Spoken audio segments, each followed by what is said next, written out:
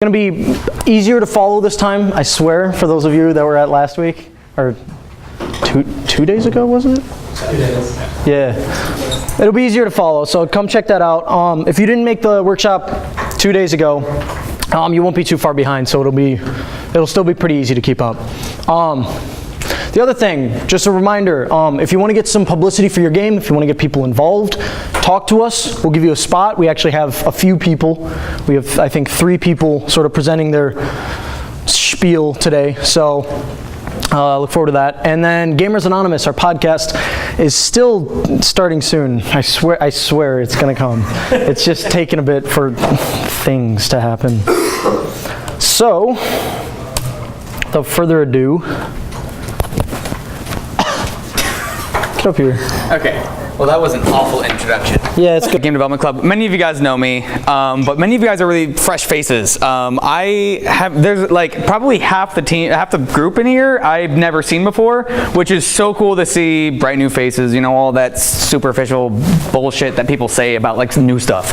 But anyways, yeah. So I actually wanted to tell you guys about something that I'm getting steamrolling this semester that I think you guys are going to be kind of excited for, or at least hope for. Just by a show of hands, how many of you guys have made a game before? Okay, cool. How many of you guys have tried to learn how to make a game?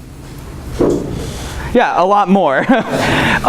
So way back when I was in your guys' seat, which was like, oh fuck, it was 5 years ago. When I was in your guys' seat, I wanted to start like a game design studio. I was just a stupid idiot who didn't know how to do game design, didn't even know how to program yet. And but now, fast forward to now, and I've actually started my own studio. And we're not just gonna make games, we're gonna teach people how to make games. Just like Jacob and Cole and Nate and every one of these guys do. So I figured what better way to start my studio, called Low Tier Studio, by making a game for you guys. So I actually am looking for some help on this game. I needed another designer. If anybody is at least semi-competent at drawing boxes, like random items that'll populate a 2D game, yeah, I'll come talk to me afterwards. If anybody is interested in any of this stuff, I want to move on past announcements. But yeah, I'm looking for a designer, and maybe more than one. I'd love to get this game looking good if you guys are interested. But I don't want to keep you guys waiting too much longer. So just to give you guys a little, the game is like just starting development right now, and it doesn't even have a name. But I can give you guys a little bit of a hint. Coming January 2018, you will be able to find the love of your life as you date the executive members of Game Development Club and fall in love and try to steal their hearts in any way you possibly can. I have a lot of the game already planned out. I have the entire game planned out. This art is actually, the character art is being done by Iz. You guys know Iz, right? The treasurer of the club, the really short one. Like, yeah. And she's really awesome. She's doing all the character art. Those are the 4, I mean, that's Jacob and Cole and everybody, so. Yeah. If any of you guys are interested in doing some of the art for this, that would be awesome. I'm gonna be around after the club. I'm sitting in here. I love this club. So if you guys are interested, hit me up afterwards. This game is gonna be released by next year, so I'm really fucking excited for this. I hope you guys are too. Woo!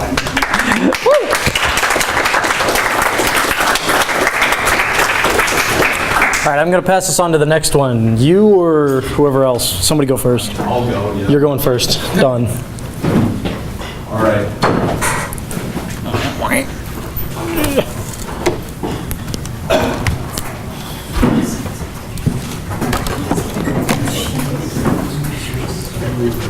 Who else was presenting? Yes. Okay.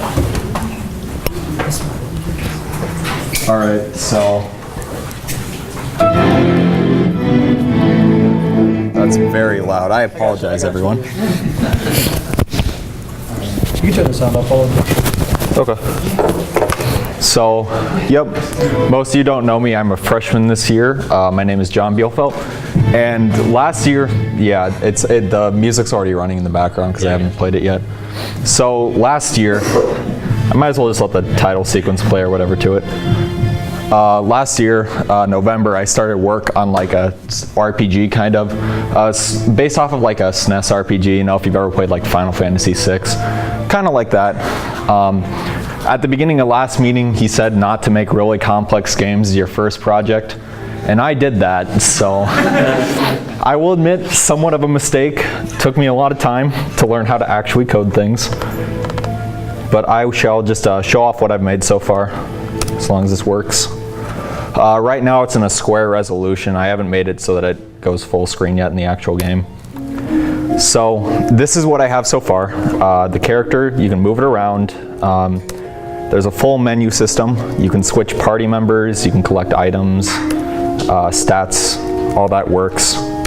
I can collect swords and potions from these chests. There's actual shopkeeper events in these houses too. Again, this took me quite a bit of time to make. I've drawn all the art for it, I've made all the music. Art is probably the thing that took me the most amount of time, I would say, just because I'm not really an artist.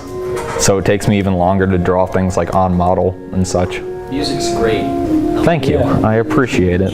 Especially that title theme, that was awesome. Yeah, the music is, I've been doing music for about 4 years now, so I've been doing it longer than I've been doing game design per se. So I'm just gonna show off the battle system, I guess. So if you walk out here into the overworld, you can fight some random creatures. And it's pretty simple. Once that bar fills up all the way, that's when you get to attack things. Of course, you can use items and stuff in battle too. So right now I have 3 potions that I got from the chests. I can use those on my party members. So it is ATB then? It is ATB, yeah. And Active time. yeah, I've been working out a few other things too. So for like example, you can switch out characters on the fly, which is something I thought was kind of cool. So of course, some of the characters don't have like character specific models yet. I haven't drawn all the sprites and stuff. So if you could switch out your characters, are your characters basically expendable? Are you basically just throwing people out just to have them fall and just keep it going? That's kind of how the world works, you know. Small people at the mercy of the big ones. So yeah, in order for that though, I have made it so that when you switch out characters, there isn't like a revive option, so you have to go to towns and stuff to get revived. There isn't going to be like an instant res option. So it makes it so that when you have characters and stuff, you want to keep them around. Now I've made like 2 areas for this so far. There's one more area over here that doesn't have a sprite yet for it on the overworld, so it's just a black box. It's a feature. It is a feature. It's the void. Yep, so this is the 2nd town I have built so far. And yeah, all the NPCs are interactable, so you can talk to them and stuff. This woman has nothing important to say. So yeah, that's pretty much what I have so far. It's still work in progress. I have a lot of areas yet to design, so I mean, if anyone actually is interested in working on it, what I mostly need are people that can design graphics and people who know how to design levels, so like dungeons and stuff. And you know, this has been a personal project of mine. I don't really expect to finish it until my senior year in college. So yeah, Looks pretty awesome. that's what I have so far. I have one question. 'Cause Yes. it sort of ties into the meeting topic today. What would you say inspired you the most? What a game, maybe some inspired you the most to make this? Well, you know, I really liked the older style of games, you know, stuff that focused more on the actual combat and story rather than over-complicated controls, I guess you would say. And that sort of inspired me. I've also played a lot of old JRPGs, and I thought there was some stuff that could be improved in them. So that's mostly what inspired me. I also just thought, you know, it'd be a fun project. I wasn't doing anything else over the summer, so might as well. Awesome. Yeah. So if you're interested, come check him out afterwards. Yeah, come talk to me if you're at all interested. All right, well, thanks, man. Yeah, thank you.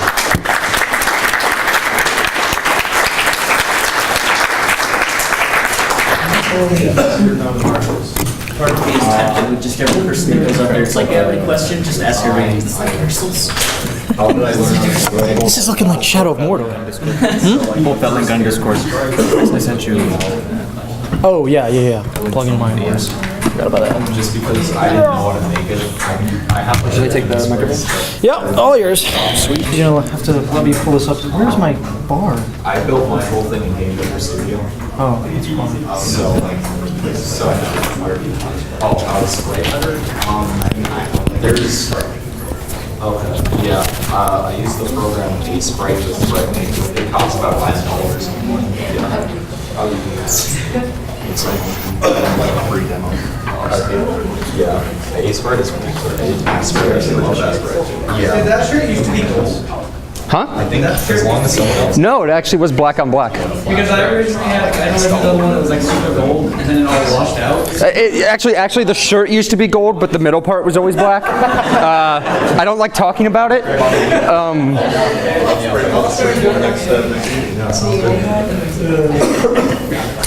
You got some fun jokes? It's like Dark Souls. I got a story. Wait, yeah. I already know you don't. Don't you dare. I'm not listening to that for the next 30 minutes. What's going on? Oh, you know what about You can remind everybody that after this is over at 8 o'clock, there will be pizza, and we're talking about the Blitzcode AI competition. I'm here. Yeah, here. I was going to. Oh, you know, I can go with t-shirt. I'm trying to get Discord to fucking do anything. By the way, the reason I have this up, we're still selling the old t-shirts for $5 each. I could see if my laptop would work. I'm skeptical that it would, but we can try it. Okay. Yeah, $5 for this beautiful masterpiece. Do you accept community cat? I will. And if you bought them last week, if you bought anything last week, I need you to put your name down because they forgot to. So I can try this. it might happen. Awesome. Need a pound. No, you guys have to bring up your own pens. You're in college. Big boy pen. You have your own pens on you. I'm sorry. Sad. Your question? When's the next one? You're gonna do a workshop. Workshops are Saturdays at noon. So in the basement of Pearson. All right. So I need to stand here because this is a PowerPoint and I need to click things. But I have, my name is Robbie. I spent my summer as a game design intern. Plan to go back after I graduate in the spring. And a bit of a homework assignment sent to me by one of the lead designers was to undergo a project and try to make a game for myself over the course of this semester, just to make sure that I don't lose my edge or whatever. Not that I had one to begin with, but this is what I've got. Plague at Morning Hollow. It is a working title because it's kind of bad. So, what is the Plague at Morning Hollow? Well, it is kind of a mix between games like Ascension and Dominion and games like Secret Hitler and Town of Salem.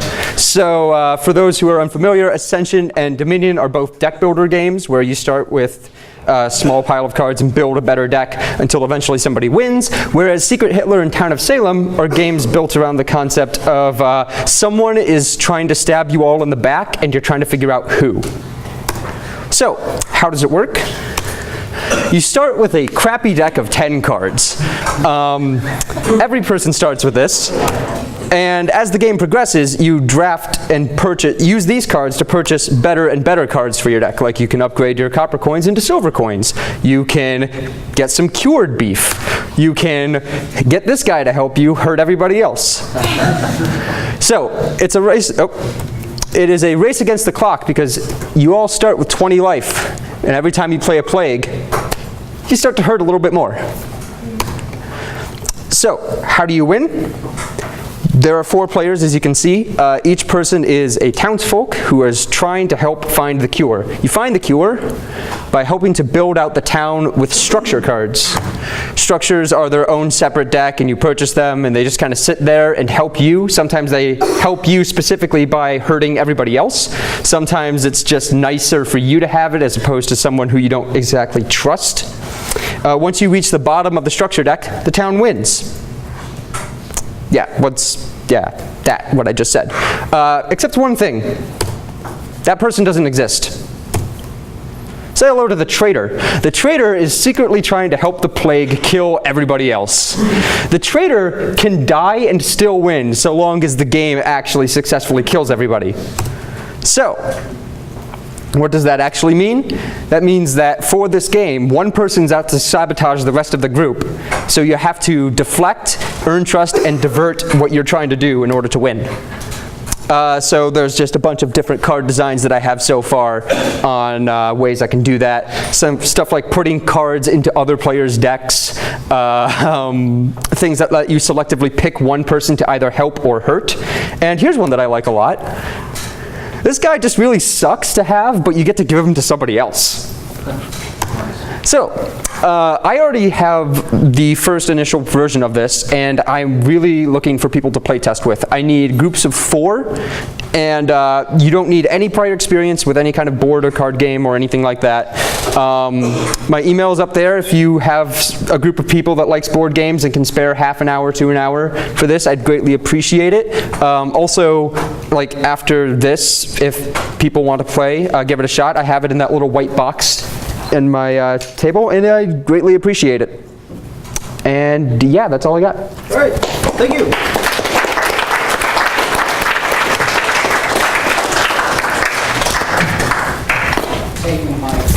No. Yeah, we'll just hear random shuffling for the rest of the meeting. Later. And I have one last announcement. This Wednesday at the Christian Peterson Art Museum, there's going to be an exhibit that's called Game Art versus Art Game. And I think it's from 6 to 7. And I'd recommend going there. It's being hosted by the Video Game Art Gallery, hosted in Chicago. I talked with them. They were really cool. They're actually helping us with the game jam we're having in October. So I don't remember which one. They have 3 different exhibits. I don't remember which one is this Wednesday, but I'm going to be there if you guys want to come along and see what's about. When is it? This Wednesday from 6 to 7 at the Christian Peterson Art Museum.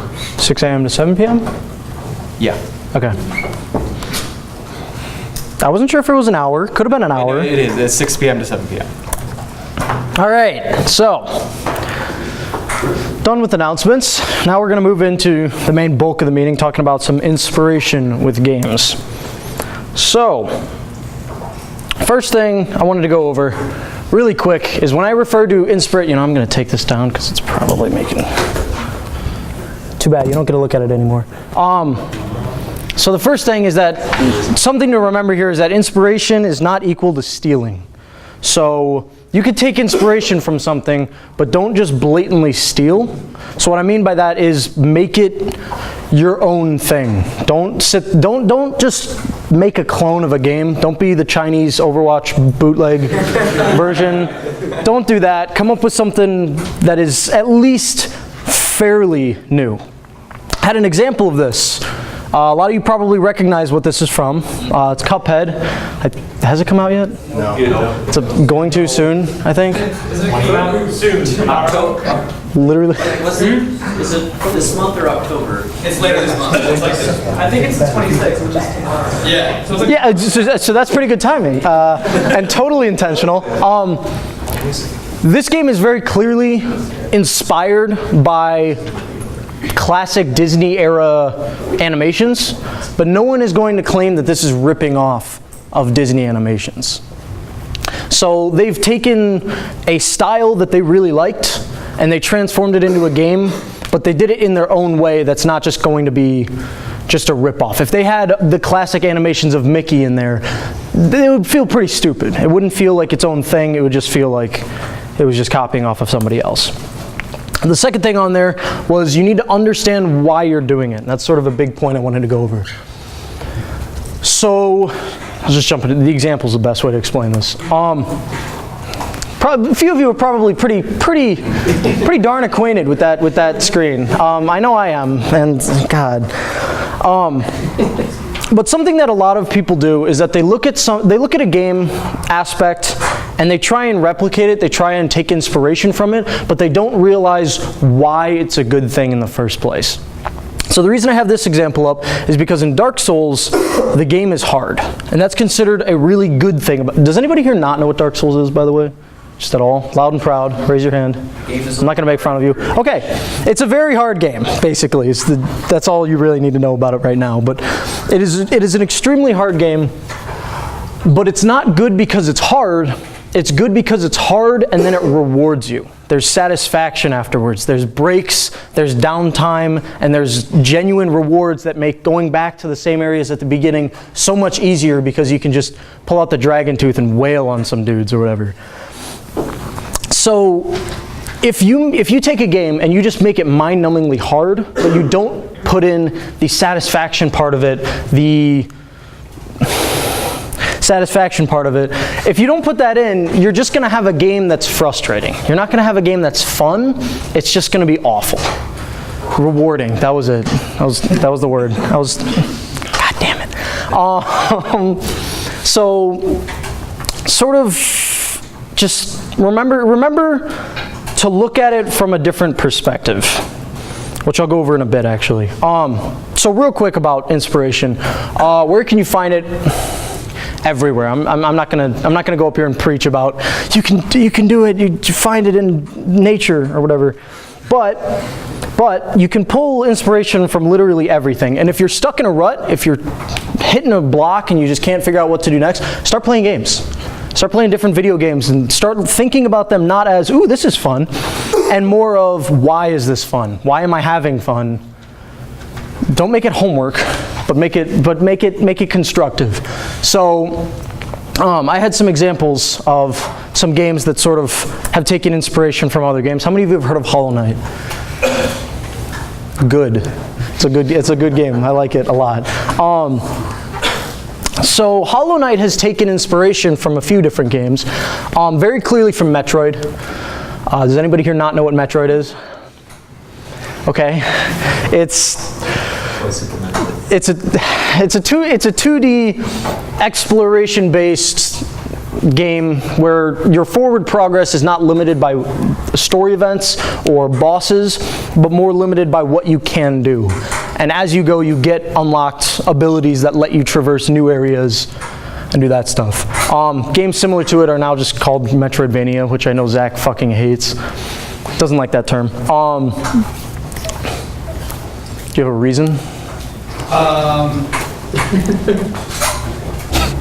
It's like if you called rock and roll Prestige. Like, Yeah, that's fair. That's all right. That's a pretty good analogy. like it's its own genre. It shouldn't be using the name of the games that made it. Well, Yeah, I just don't like it. I was gonna say now games that are like taking after the third-person melee combat. Souls-like. With, like, yeah, they call it Souls-like. So that's basically happening again. Yeah, it's like I just don't like it, and also fucking every indie developer and their mom is making a Metroidvania. It's like the most bloated buzzword ever. That's true.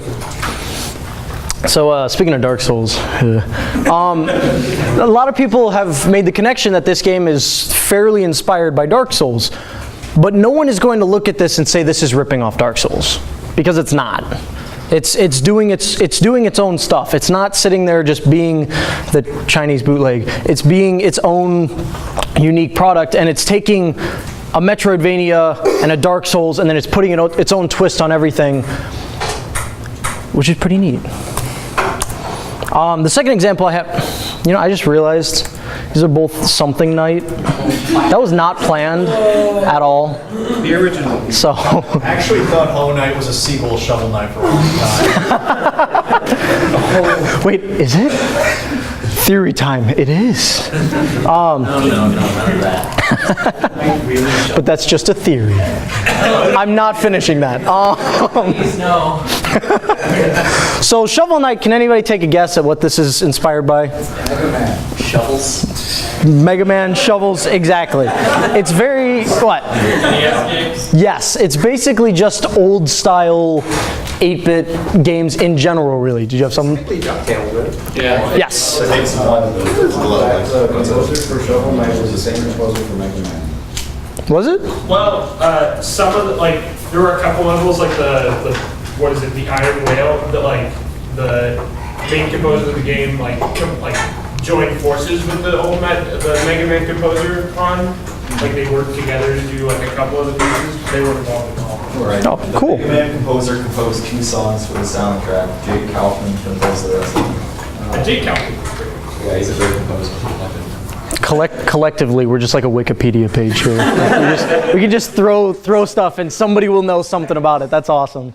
That's awesome. But this game is very clearly inspired by basically just all of the really, really old school games. And somebody mentioned DuckTale. The Pogo's just straight out of DuckTale. But nobody's going to sit there and say this is DuckTale. No one's going to look at that and think that.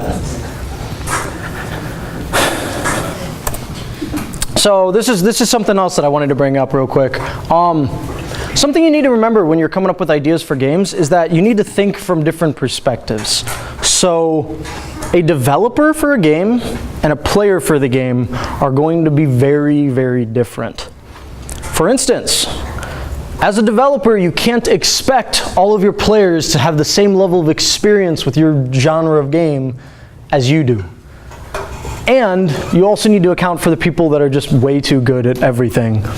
So you have to try and consider all of these different aspects so that you're not making something that only appeals to 3 people in the world. The other thing, of course, is existing knowledge of the game. You need to make sure you convey information very clearly. If you're not, your player's just not even going to know what's going on. I know I'm going back to Dark Souls. I'm sorry. Is it a good game? It is a good game. For anybody who's played it, you just have to look up some stuff because they just did not explain it. Like imbuing weapons at the blacksmith. Now I'm getting into weird details. I was gonna say, I'm gonna start arguing with you if you keep calling that game hard, because I don't think that. Oh, it's exactly. The developers probably thought it was crazy hard, but some people don't. Some people have trivialized it. Especially those speedrunners, good lord. But some of the things are just not explained, and you basically have to look them up. And you need to remember that, and when you're looking at a game, you need to make sure that you're giving all of the information that you can to help them out. And then finally, preferences. Some people like things a certain way, some people don't. And trying to appeal to more is generally better, but you also have to pick your crowd. I had an example of this. I no longer have an example of this. But I mean, just remember that people are gonna enjoy different things more than others. And if you really like something in your game, like if you were here last year, you saw me show off a game during our meeting on failures. Where I had the great idea of putting a cooldown on movement. I thought it was great. I was like, oh, it's so strategic. Everyone who played it said it was fucking awful because they tried to dodge a move and they couldn't because it was on cooldown. And looking back, I have no idea why I thought that was a good idea, but I did at one point. So you need to watch out for that. Well, I hate to keep interrupting. No, you're good.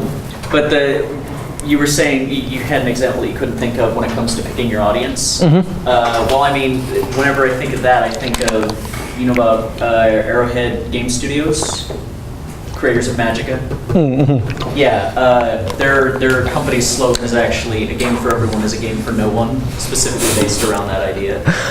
Yeah, That could be your example. That's pretty fair. That's pretty fair. And yeah, you guys aren't interrupting me. You guys can start screaming and shouting and coming up here or whatever. This is supposed to be more open. Just hijack the conference. Yeah, seriously. And then remember to play test like a lot. Okay, I have an example. No. I'm trying not to. I've been playing that lately. I'm sorry. This might be a bit obscure. Has anybody heard of I Want to Be the Guy? Yes.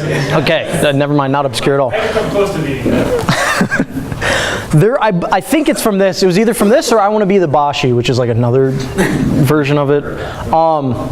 There was a jump that the developer made where you had to jump over the thing, and he tested it once, got it, and left it in. And it is a 1-frame jump. that you can only get on 1/60th of a second. You have to get it perfect. And he got it first time, never tested it again, and put it in the game. To be fair, that game is designed to be terrible. It is basically designed to be terrible, but that was not intentional. He just oopsed that. So make sure that you play test and that you make sure that you don't have a one frame jump. God, that's not good. That is just not good. So now actually I wanted to open up for a discussion. So I wanted to throw out some ideas of good things and bad things and what the developers were thinking. So I have some examples to get things started. So Assassin's Creed.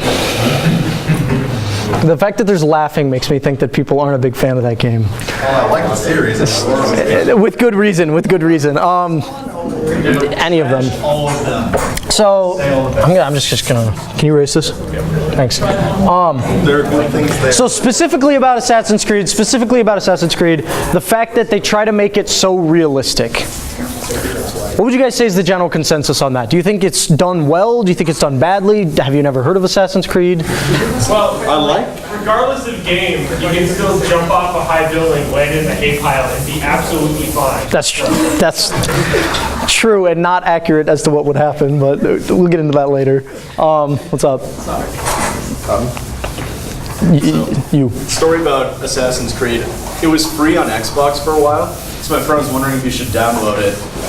And when he asked my recommendation, I described what I saw in the combat system being these fools will come at you one-on-one while they have loaded muskets and try to spear you with a bayonet while you beat the crap out of them. And he texted me back an hour later saying, that's all that happened.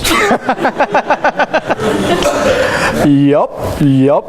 Okay, so we have a little bit of a love-hate relationship with Assassin's Creed, but going with your question, the realism, I always found it really interesting how they weaved their stories in with actual historical events. I always find that really, really cool, just kind of messing with history, like Metal Gear Solid 3 did with the Cold War. That stuff was interesting. And this stuff, injecting their own stories into actual historical events, it's kind of like taking a history class, but it's actually interesting. That strikes too close to home, man. Jeez. Assassinations are also assassinations of people who we don't actually know who their killers are. Yeah.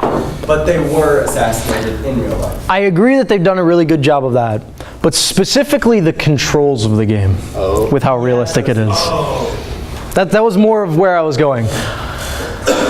On paper, so from the developer's point of view, the game's controls are awesome because it's super realistic. You feel like you're an assassin scaling a building, jumping, stabbing somebody.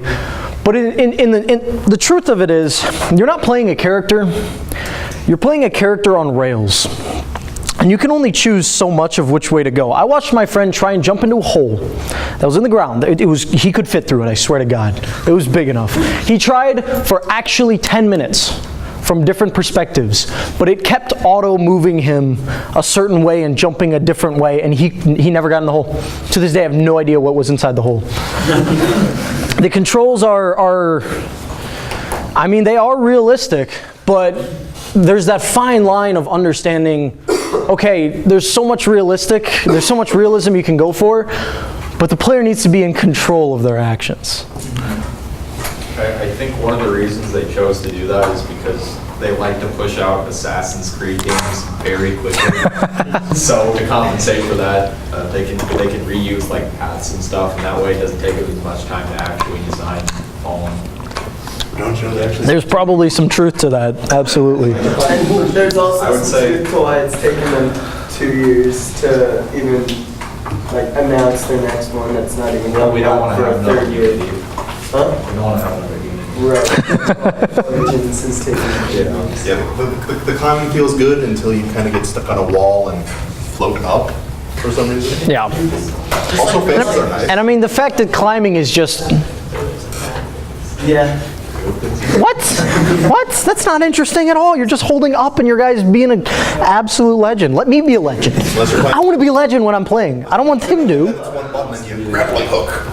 Yeah, exactly. Does anybody have a counterpoint? Is anybody going to defend the realistic controls? of Assassin's Creed? I could talk about how Shadow of Mordor did it better.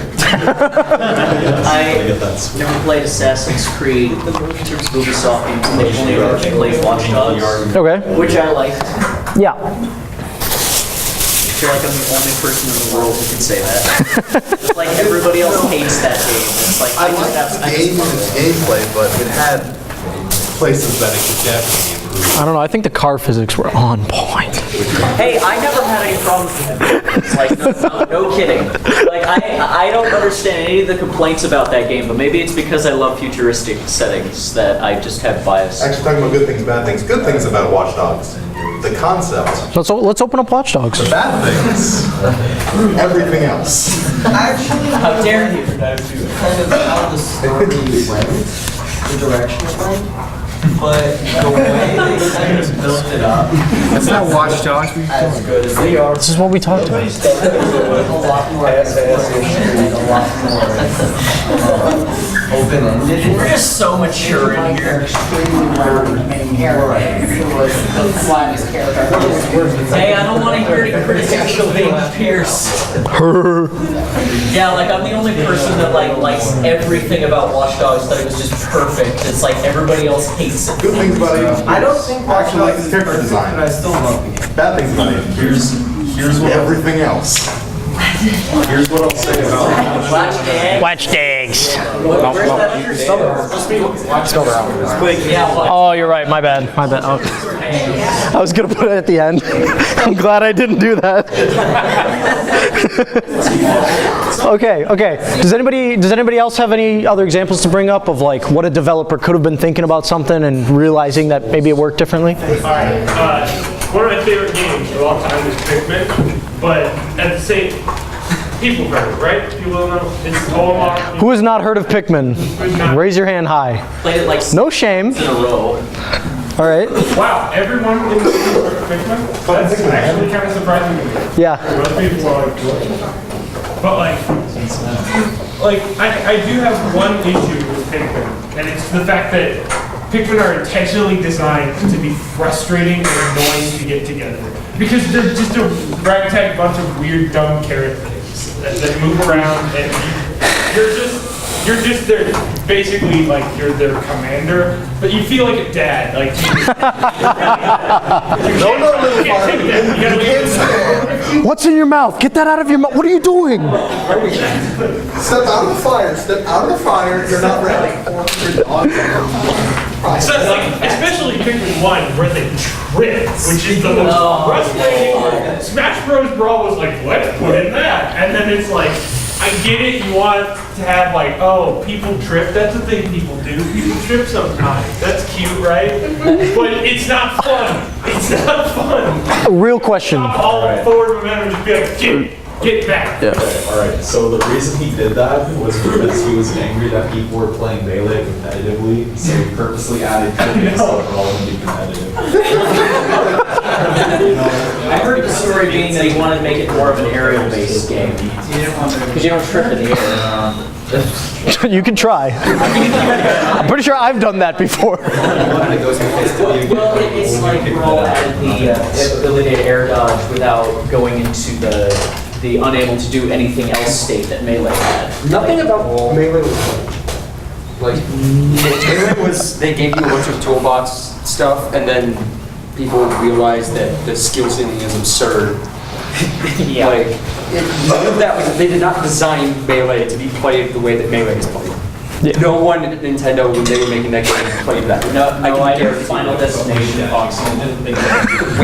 No one in Nintendo wave dashed before the game went public. They were going Kirby on pokey floats with items. Okay. They were just in a lawless wasteland over there. The stage is, no, don't carry me off the screen. Exactly. What's up? Yeah. Am I allowed to open up a new topic? Yeah, go for it. Well, given that this is Iowa State Game Development Club, I'm going to pitch Shadow of Mordor. Oh boy. You know, people in here don't even know that joke. They don't even get it yet. No, seriously, I do have a point. Yeah, absolutely. So most games try to include story modes so you feel invested in what's going on. The thing is, Shadow of Mordor tried to include one, but it was so painfully obvious that it was just trying to get you, like railroad you into the Nemesis system. So I think if they just turned you loose and just told you to kill these guys, it would be a better game than if they made you jump through hoops with these story missions. Absolutely. Absolutely. It wasn't just kill those guys? That's what I did in the game. You're talking a bunch of characters you don't remember and go skip that part. It was just skip the cutscenes.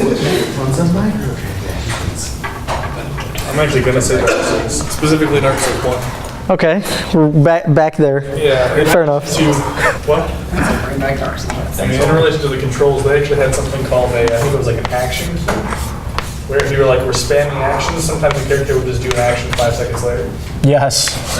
Yes. Yeah, so if you're trying to spam roll out of the fight, sometimes you might just roll randomly in the middle of the fight. So, not the best controls. I can see that as a good thing and a bad thing. Because on the one hand, if you're doing an action that makes it so you can't do it, like drinking your flask, drinking your flask, and then you're trying to roll out of the way of a boss, it makes sense that if you press the roll button before you actually can, it cues that so that you then can roll. Right. But at the same time, if you press roll 3 times and then your guy rolls 3 times right off a cliff, when you're just trying to roll once, it is extremely frustrating. It's not like that. It's like you roll, then you turn left and move, and all of a sudden you just roll. It's like I feel like action buffers are. I've always thought that they're okay, they're a good mechanic, but the timer in between what it accepts an input to when it actually executes it has to be a second or less. It has to be something where if the action can't be executed in the next 3/4 of a second, you drop it because the player's mashing the button, but they're going to stop by the time it by a half a second into it starting, hopefully. You know, that would be a really cool game if they just had an unlimited amount of time for that. And a speedrunner could just press all the buttons super fast at the very beginning, and then the whole game would just play out. They would just put it down, and for the next hour, their guy would run through and do everything perfect. Real-time tasks. That'd be awesome. Cooking a burger on a grill, and then they come back and the game's finished. They just go get food. They're like, all right, this will be... I'm gonna say as well, jumping in Dark Souls. Yeah, oh my god. Another thing I never had, Did anybody else have another idea, or else I'll just throw something else I had? Okay, what do you guys think about the VATS system in Fallout? Bad? Good? Bad? I think they tried to force it on you, especially in Fallout 3 and New Vegas. They made it so that your guns were really inaccurate, so that way you have an incentive to actually use the VATS system. Yep. Well, point on that too. I feel like the VATS system is definitely left over from Fallout 1 and 2. Yeah. It was a turn-based game. I never played those games. Yeah, it was a turn-based, more strategy-esque game. So they definitely were trying to capture that into a first-person shooter. Okay, what you just said about you trying to force it on you by having accuracy penalties otherwise. My experience was the exact opposite. I could take a rifle and at range take somebody out pretty easily, but if I tried to turn on VATS, all of a sudden that rifle has a 7% chance to hit their body from 50 feet away. Which admittedly 50 feet is 50 feet, but... It also varies from weapon to weapon. I mean, I know the assault rifle is going to be... well, not assault rifle, just a single shot rifle. I remember having a sniper rifle with a scope that I could accurately aim through and then actually get shots. Oh yeah, when you from find the hundreds scope, of yards it's away. And then I switch on VATS and it's what's my chances to hit the body that I could hit normally? 0%. Pretty much. Why? 1%. So you're saying there's a chance. That's why I never used VATS. I saw another hand up. But my problem with the other side was if I didn't use VATS, I wasn't getting any good damage for some reason. Yeah. I kind of liked it allows you to shoot while because time's frozen. So. it was kind of frustrating that you couldn't use VATS to snipe someone from far away accurately, but you could do it without it. But then at least that way you have some kind of beginner thing. So if someone comes right into the game and they've never played a first-person shooter before, they don't have to be extremely good at first-person shooters to play a game where it's the main point of it is to explore the world and see what there is to see. As long as they've got the action points for it. Yeah, absolutely. I got one thing to. Oh my God, there's a lot of hands up. Is that it would have been nice that saying VATS is only for beginners and only people that don't know how to do first-person shooter, and hopefully they'll get better and not have to use it, kind of like training wheels. It would have been nice that, like, say your accuracy or the damage that you dealt would go into a counter and your VATS would get greater the more you play with that, so that like, your in-game experience increases your VATS for the. VATS does get better the more you play. There's perks. Zach's upset at something. Yeah. I feel like part of the reason for VATS too is as kind of a close range holy shit. That is actually something I wanted to say. Because I would use it when there were like rad roaches, like just falling from the ceiling, and I'm like, holy shit, rad roach, and I need some time to figure out what I'm doing. Yeah. On the plus side, it gives you a moment of rest in something that's absolute chaos. But while it gives you rest, it also gives you rest in the fact that every fight becomes spam the VATS button until I can see something. Oh, there we go. Now I can figure out what to do. Yeah, it became my flashlight pretty quickly, just because, oh hey, I don't see any enemies, press the VATS button, just zooms in on them, there they are. I love it when it zooms into a guy like a mile away. Yeah, it's just like, how did I pick him up? He's through a wall. I can't see any part of him. What? In a building. I personally don't like VATS because I feel like it depowers your guns. Like, not a mechanical standpoint, but it actually makes shooting them feel less like powerful, less visceral.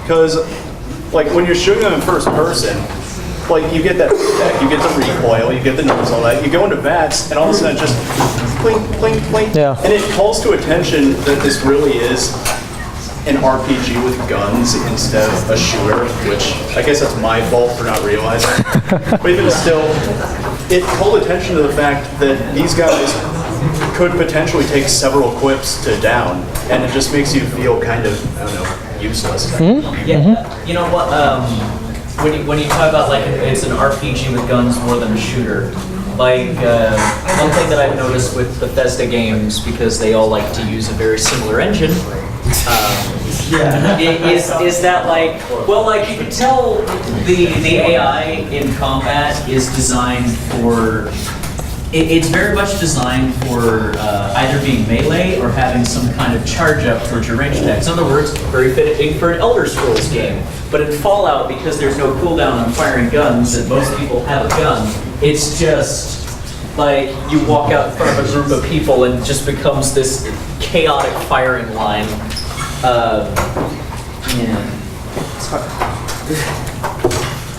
You've had your hand raised for a bit. Yeah. In 4, I'm just gonna talk about VATS in 4 because I think Fallout 4 is kind of an interesting game because I feel like at launch it was super hyped, and now everybody looks back and it's like they kind of just took like it's kind of a lot like Skyrim, but like not as fun.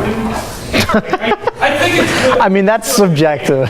But but I have like a fun video with it. But I'll just tackle VATS. Personally, I didn't use a lot of VATS. I did try. I did like attempt to put investment into it, and it was just not. It was like consistently not paying out. Like I'd use melee for like good crit things if I get those perks, and then it's like I could have gotten spend things for this, or I'd go to like a ranged weapon, like snipers, and then it's like, but I could probably make 50%. Because it's usually like 50%, 40%, 60%. Like, if you put like work into it, if you max it out or whatever, I think you could probably get it to like 100 and you can make these ludicrous shots. But it just takes all this effort that, like, the stamina hit too, you have to realize. Because if you're doing like a stealth attack and you hit them with VATS, and it still doesn't kill because things in Fallout 4 are bloated and have ridiculous amounts of HP at times. Yep. Like, you know, like the boss enemies and minor lurks, which are irritating because sometimes even when you hit them in the weak points, it doesn't do it. I don't know if that's just me. This is the me thing. Like, but you know, whatever. I just feel like it's better to do it yourself most of the time, and then there's all these other perks. So that Did anybody want to have one last comment before we close things up? No? I'll have the last comment. Fallout 4, dialogue wheel. Fuck you, Bethesda. Okay. I will say something about Fallout 4. What's up? Okay, so I think one of the reasons why everyone thought Fallout 3 and Fallout New Vegas was better than 4 was because, personally for me, when I played 4, I didn't feel invested in any of the characters. All of them just felt rather bland, and I think that sort of impacted the game a lot, especially for an RPG. There wasn't really any interesting characters. I didn't feel connected to any of the guilds, really. Sarcastic response. All right. We're out of time, so real quick, just as a quick recap, take inspiration from all sorts of stuff, but don't blatantly steal. You don't want to deal with a lawsuit or a cease and desist. But it's totally fine to steal as long as you add something new. So, you know, take an idea take something from another game, yeah, and exactly make it your own. And then remember to look at things from different perspectives. Remember to look at it as a gamer and see the differences there.